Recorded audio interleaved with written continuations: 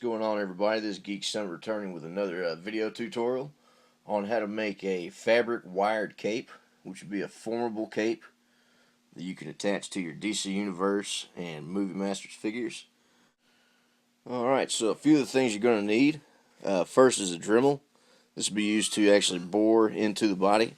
You're going to need a tip like this. I don't know what to call it. I call it a boring head. Use that tip, as well as a Dremel drill bit, which is handy for just actually starting your holes. And then we have hot glue to finish out the body, make everything nice and tight. And then we have, most important thing, a sharp pokey thing of some sort. I use a dental pick.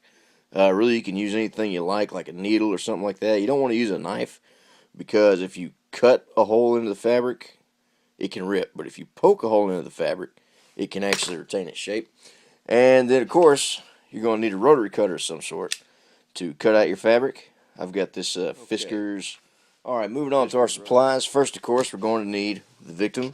In this case, we're going to use a Dark Knight Rises Batman action figure.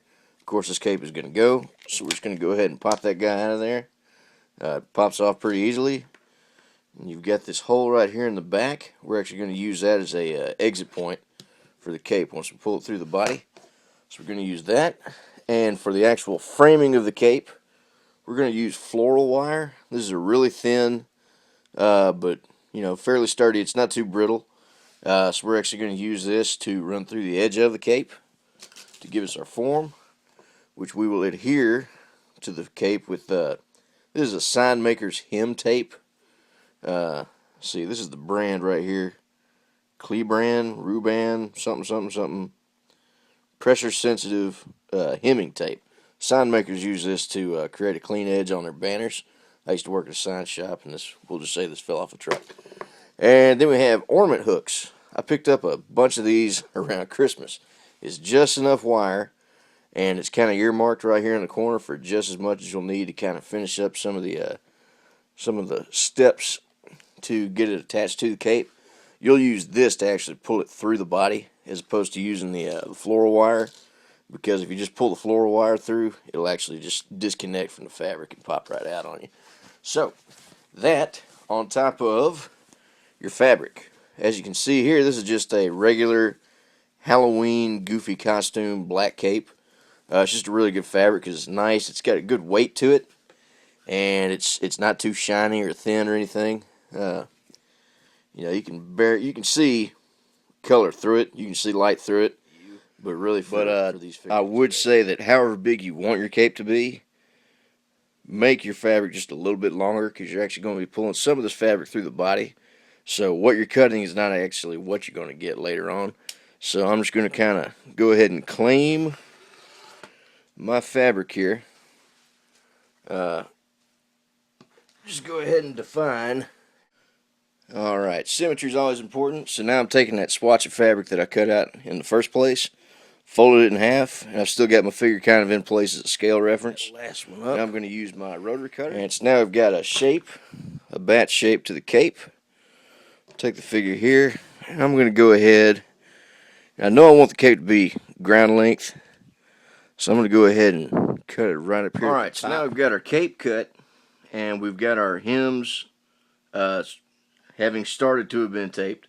A little bit of tape right there in the middle, just so we can kind of tuck a little hem for the piece going around the neck. You don't want to keep it too close to the edges where the links of the cape start. I've got my two sections of floral wire, which are actually going to go just right there inside of the inside of the tape, hem tape. And then so we're going to fold this fabric over the wire and seal it in real good. And then once that's done, we're actually going to poke a hole into the fabric and tape. And that's where we'll use our guide wires right here to pipe that through the tape and the fabric. And then we'll twist it off using our needle nose pliers. And then we'll have our completely assembled cape and have it ready to pull through the body once we get that augmented. Alright, we've got our cape cut, we've got our cape hemmed, we've got our cape wired. I have these ornament hooks drawn through the actual fabric and through that hem tape, where basically I just use my dental pick here and just pushed through that fabric as well as the hem tape.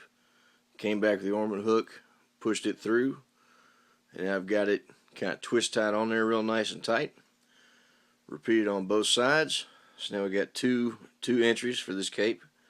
And then for some reason I got distracted and decided to tape the corners of these scallops. I don't know why. I figured I was just trying something different, and we'll see what kind of likeness it produces. But yeah, I don't know, I just thought that was interesting. I want to point that out. You didn't miss anything. Alright, so let's get this figure fixed up and let's get moving. Okay, now that I've got the shoulder pads trimmed off, I'm going to take this head off. I'm going to use my Dremel to actually bore a little bit of extra notch right there in the neck. It's going to help our head tilt forward and backward just a little bit more. Makes a lot more sense once the cape's already on.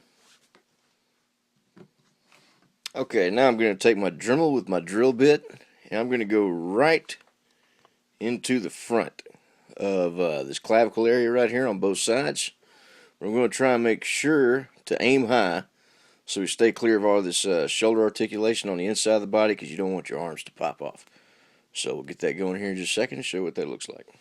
Okay, so now we've got our holes knocked into the clavicle area there. As you can see, we can see daylight right through from the front to the back, which we aimed right at this notch where the cape used to plug in. But now we're going to bore out this entire area right here so we can have a little bit more area to play with. Alright, so now I've got this hole bored into the back of the figure, so we've got plenty more working space. And so now we're going to feed our cape with both wires kind of pinched together. And we're going to feed side one in there. And pinch these guys together. And guide side two in there. So now you can already tell this cape is coming together pretty quickly once we've gotten everything assembled. Alright, so I'm going to pull this together real quick and tighten some things up, and we'll come back to look at side B. Alright, so now we've got our cape pulled in, we've got all of our wires tightened up. So now we're just going to take a little bit of hot glue and dab it into the back. Try and aim it away from your articulation points on the inside, but you're just kind of dropping in there and filling it. And I like to take it all the way up to, you know, what space had been occupied by the plastic that was there before. Just kind of keeps from being a weird gap sitting in the back. Woo! So we're going to let all that stuff cool, and then we'll come back and do some more finishing up, pop the head. Alright, and here we have our completed Batman figure with completely posable cape. And as I told you before, that head, adding some more articulation to the bend of the neck really helps come into play when you're just looking at different poses for the figure itself. But that wire is completely malleable and pliable, so you can change it to whatever shape you like. You basically have all this control over any implied gravity this cape is going to be present in. But yeah, we might switch over and do some quick photos and just kind of really show off